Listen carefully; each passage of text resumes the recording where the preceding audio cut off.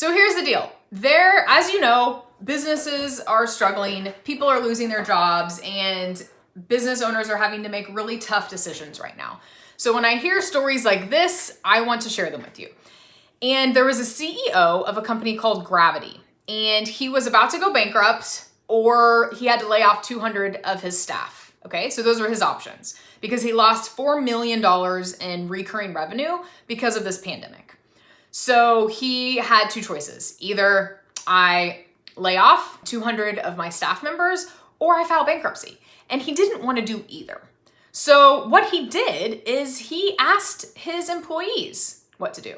So he told them the situation. Hey, look, here's the deal. I don't want to lay you off, but I also don't want to file bankruptcy. And we have about 4 months left until I'm going to have to file bankruptcy. So what do you think we can do here?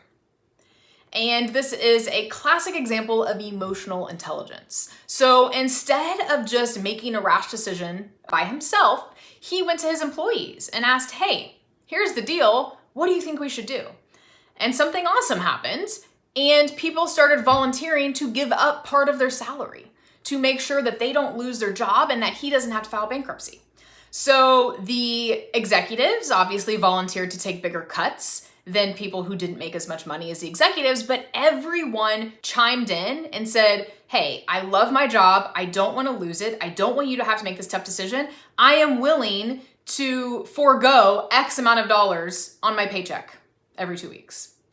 And because of that, and because he went to his team members, he listened, and he went about this a totally different way than most business owners are doing, now he has this amazing relationship and these loyal employees, not to mention he can now operate for another 9 to 12 months to not have to worry about filing bankruptcy.